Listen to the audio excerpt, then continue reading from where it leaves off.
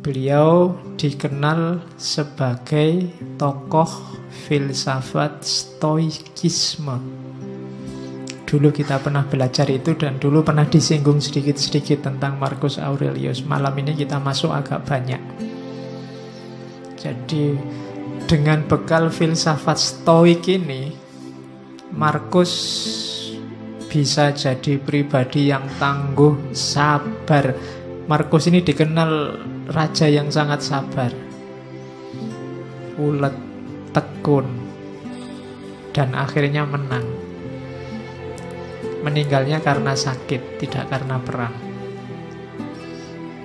Meskipun hidupnya banyak mengalami pengeram, mengalami bencana alam. Oke, kita lihat ya dahsyatnya filsafat dalam diri seorang pemimpin Stoikisme. Ada tokoh barat yang meneliti filsafat Islam, namanya Joseph van Es. Katanya Joseph van Es, hasil penelitiannya tentang Stoik ini sebenarnya epistemologi yang banyak dikembangkan dalam tradisi filsafat Islam itu bukan Aristotelian, tapi logika-logika Stoik. Makanya bau spiritualnya agak kental. Kalau Aristotelian murni kan agak realisme. Kalau coba baca Al-Kindi, baca Al-Farabi, baca Ibnu Sina, itu kan bau spiritualnya kuat. Cara berpikirnya agak bau Stoik. Ya silahkan kamu cari sendiri apa ya begitu. Oke, kita lihat ya, di mana menariknya Stoikisme khasnya Marcus Aurelius. Orang Stoik itu ciri berpikirnya 4. Yang pertama, berfilsafat tidak perlu jelimet, yang penting baik dan manfaat. Nah, ini prinsip luar biasa. Kalau di kita kan kadang-kadang filsafat itu kalau nggak jelimet kan kurang filsafat. Filsafat itu harus rumit. Kalau nggak rumit nggak filsafat. Prinsipnya Stoik kebalikannya, nggak ada gunanya perumitan-perumitan itu. Yang simpel saja, apa adanya, tapi baik dan manfaat. Di antara yang membuat banyak orang trauma sama filsafat itu kan buletnya itu. Semakin ada tokoh filosof ngomong kok jelimet, semakin kamu puji, filsafatnya jeru gue mesti. Ya kan, setiap kali kamu nggak paham kan kamu anggap itu wah dalam itu, kan gitu. Ada prinsipnya Stoik kebalikannya, tidak begitu. Jadi gagasan-gagasan besar itu tidak terlalu penting. Yang penting itu gagasan yang baik dan manfaat. Itu rumus pertama itu. Makanya Stoikisme itu mudah dipahami. Kenapa kalian tidak paham? Ya karena bahasa Inggris kebanyakan referensinya, terjemahan ke dalam bahasa Indonesia. Yang kedua, Stoikisme ini rasanya agak cocok sama dunia timur karena yang ditekankan dimensi internalnya manusia, dimensi dalamnya, dimensi ruhaniyahnya.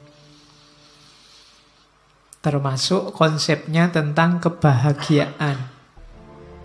Orang-orang Stoik meyakini bahwa bahagia atau tidak bahagia itu tergantung dirimu yang ada di dalam, bukan tergantung yang di luar diri. Kalau kebahagiaanmu kamu cantolkan pada yang di luar dirimu, percayalah kamu tidak akan ketemu yang namanya bahagia. Saya bahagia Pak kalau besok punya uang banyak.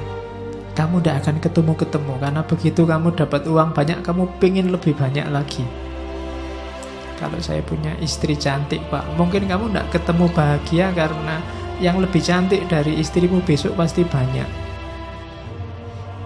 Yo kamu kawin, yo pas dikawini cantik, nanti lama-lama yo tua dan jelek. Yang lebih cantik pasti banyak. Kalau dasarmu hanya itu, kamu tidak akan ketemu-ketemu sama kebahagiaan. Kekayaan juga begitu. Maka katanya Stoik, yang penting dimensi dalammu. Meskipun gak terlalu cakep, gak terlalu kaya, asal kamu puas, rela, ridho, bahasa agamanya, sudah cukup bahagia. Kemudian orang-orang Stoik punya pandangan bahwa alam semesta ini kalau dalam agama yang ketiga ini namanya sunnatullah.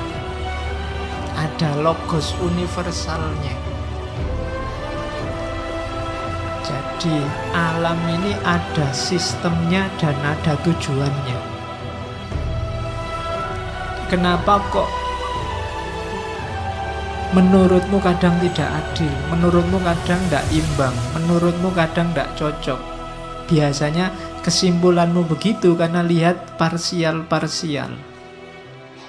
Karena lihat satu peristiwa demi satu peristiwa. Kalau kamu baca lebih utuh, lebih luas, sebenarnya semuanya ada skenarionya, ada sistemnya. Itu keyakinannya orang Stoik. Sekali-sekali perlu ada bencana, sekali-sekali perlu ada kesedihan, sekali-sekali itu membacanya jangan diputus di bencana itu saja, di kesedihan itu saja. Bacanya jauh lebih luas, nanti akan kelihatan ada skenario besar. Ada aturan, ya kayak ada yang miskin, ada yang kaya. Itu kan ada main fungsinya sendiri-sendiri. Ada yang cantik, ada yang jelek. Itu semuanya kan ada struktur besarnya. Kalau cantik semua juga mungkin ada sunnatullah yang akan tidak jalan, jelek semua juga begitu. Oke, kamu sendiri yang bisa nyari contoh banyak. Terus yang terakhir berarti apa? Manusia itu tugasnya ya jalankan fungsinya sebagai manusia. Tidak usah terlalu banyak komplain, terlalu banyak protes, terlalu banyak rekayasa. Malah bulet sendiri kamu nanti. Malah bingung sendiri kayak Diogenes kemarin loh. Kenapa hidup kita susah? Kita sendiri yang bikin rumit. Jadi jangan dibulet-bulet, kembali ke yang alami-alami, yang natural-natural. Nah, itu maunya orang-orang Stoik. Manusia itu kan yang bikin rumit kan dirinya sendiri. Sebenarnya rumusnya hidup itu kan simpel. Kalau lapar ya makan, kalau ngantuk ya tidur. Kalian ngaji kok sambil ngantuk? Kan bingung, Pak saya ngantuk sekali Pak. Ya tidur. Kan simpel. Kamu sendiri yang bikin rumit. Gitu loh. Oke. Kalau enggak punya ya nyari. Kalau yang dicari ada di orang lain ya minta enggak dikasih ya utang. Itu kan rumus simpel sebenarnya. Utang enggak boleh ya dirayu. Ya, enggak bisa ngerayu ya ngerampok. Oke, jadi ada rumus-rumus simpel yang kita bikin rumit sendiri. Dan itu kadang menyusahkan kita sendiri. Jadinya tidak balance hidup kita. Hidup ini ada sunnatullahnya, ada rumus-rumus pakemnya. Ini 4 cara berpikirnya orang Stoik. Sekarang kita lihat Marcus Aurelius, cara dia menerjemahkan gagasan-gagasan Stoik.